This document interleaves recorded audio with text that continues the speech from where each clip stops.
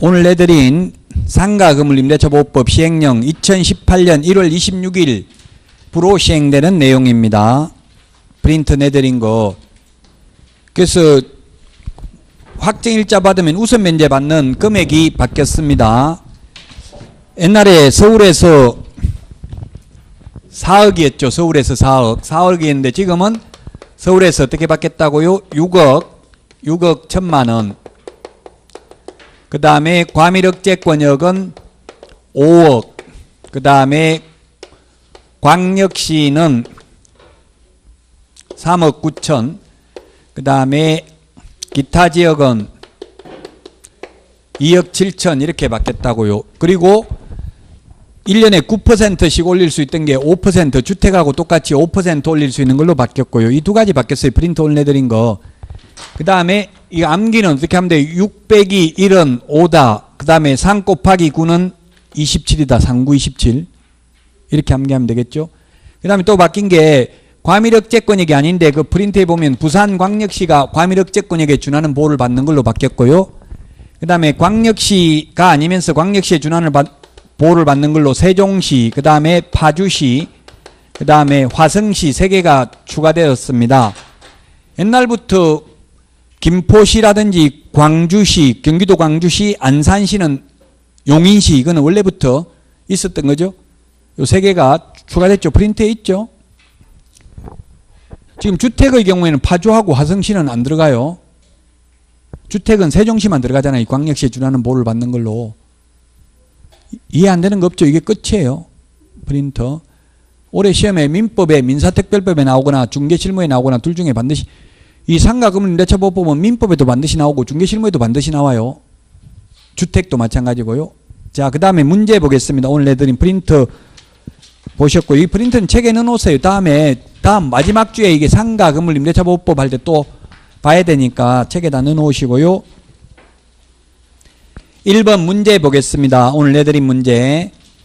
불법 간판 철거하지 않는 경우 등록관청이 간판 철거 명령할 수 있는데 그 철거 명령에 따르지 않는 경우에는 행정절차법이 아니고 행정대집행법에 의해서 대집행하죠. 청문은 행정절차법, 과태료 이신청은 질서위반행위규제법, 간판 철거는 행정대집행법이기 때문에 X입니다. 그 다음에 2번을 보면 의뢰인 상호 간의 X입니다. 정보망은 개업 공인중개사 상호 간의 정보를 교환하는 체계입니다. 그래서 의뢰인 상호 간 X라고요. 개업 공인중개사 상호 간에. 그 다음에 3번은 상태에 관한 자료 요구는 거래 당사자에게 요구할 수 있는 게 아니라 내외부 시설물의 상태, 벽면 및 도배 상태, 일조, 소음, 진동 등 환경 조건을 누구한테? 매도, 임대 의뢰인에게 요구할 수 있죠. 지난주 내드린 거 요구에 불응하면 그 취지를 매수 임차 의뢰인에게 설명하고 설명서 서식에 기재도 하여야 한다 했죠. 거래 당사자라고 해서 틀렸다고요. 매도 임대 의뢰인에게. 그 다음에 4번 이게 판례입니다. 판례. 중개행위에 해당하지 않는다. 판례인데 이게 시험에도 출제됐습니다. 4번. 이게 뭐냐면 나무자격증 등록증 빌려가지고 하는 사람이 임대업을 하고 있었어요. 근데 팔았어요. 통매매. 그 건물 자기 건물 팔았어요. 팔고 나서 또 세를 준 거예요. 그 보증금 받고. 집은 이미 팔고 없는데 임대사업자 하던 사람이 자기 건물 팔아놓고는 그럼 주변 사람들은 판주도 모르고 저 사람 건물주 맞다 이렇게 했을 거 아니에요. 주위에. 그러니까 또 임대를 했다고요. 그런 사안에 있어서 그 모르고 쏘아가지고 보증금 준 세입자가 그 협회에다가 공제금을 청구했다고요. 중개행위로 손해가 봤다고. 판례는 협회에서 공제금 지급할 필요 없다.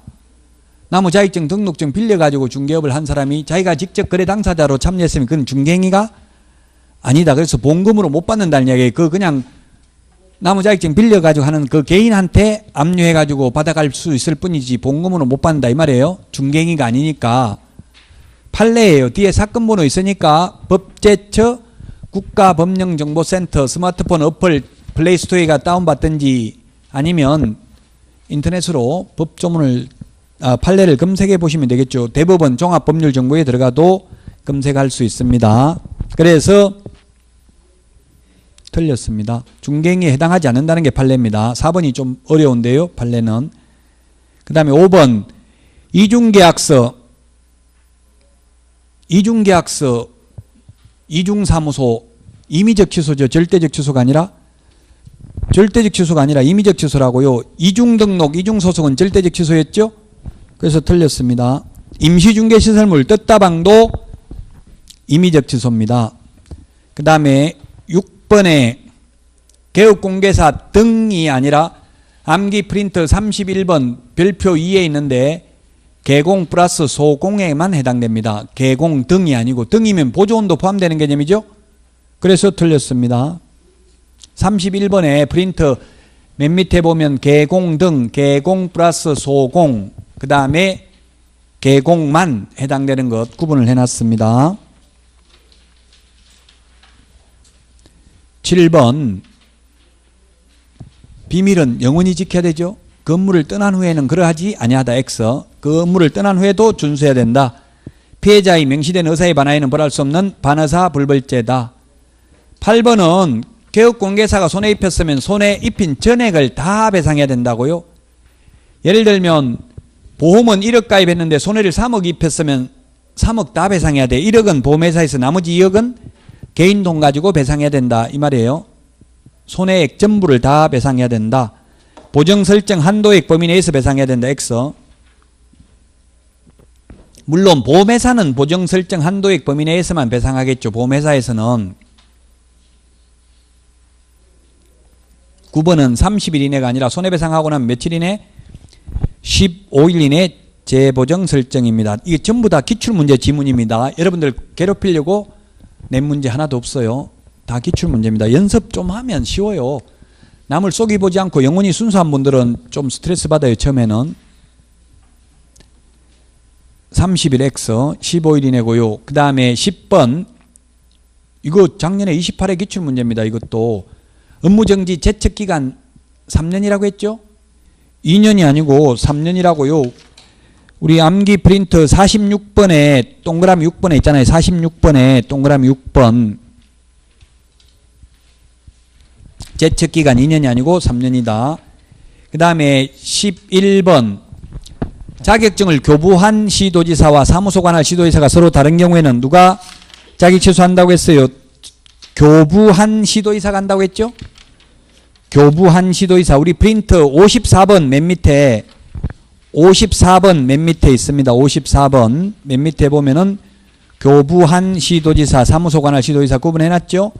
자격 취소, 자격 정리는 모두 교부한 시도지사입니다. 그래서 틀렸고요. 12번 실무교육은 32시간 이상 44시간 이하가 아니라 28시간 이상 32시간 이하입니다. 그래서 틀렸습니다. 13번은 맞네요. 보조원 지급윤리 3시간 이상 4시간 이하. 연수교육은 법제도의 변경사항 들어가야 된다고 했고요. 12시간 이상 16시간 이하 연수교육 맞죠? 13번 O. 점수 많이 받고 싶으면 다 X 하면 85점 나옵니다. 이거 하나 맞았습니다. 지금 점수 많이 받는 게 중요한 게 아니죠. 왜 틀리는지 그걸 확인해보고 자꾸 거듭되는 고통을 받음으로써 영혼이 정화되어 합격에 이를 수 있습니다. 14번은 연수교육 7일 전까지 통지가 아니라 2개월 전까지 통지입니다. 암기 프린트 38번에 동그라미 4번에 있네요. 38번에 동그라미 4번. 7일 전까지가 아니라 언제까지? 2개월 전까지. 그 다음에 15번.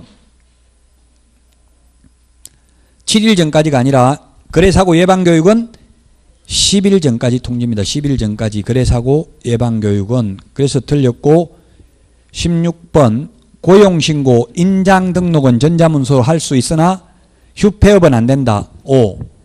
오늘 또 전자문서 안 된 게 뭐가 있었어요?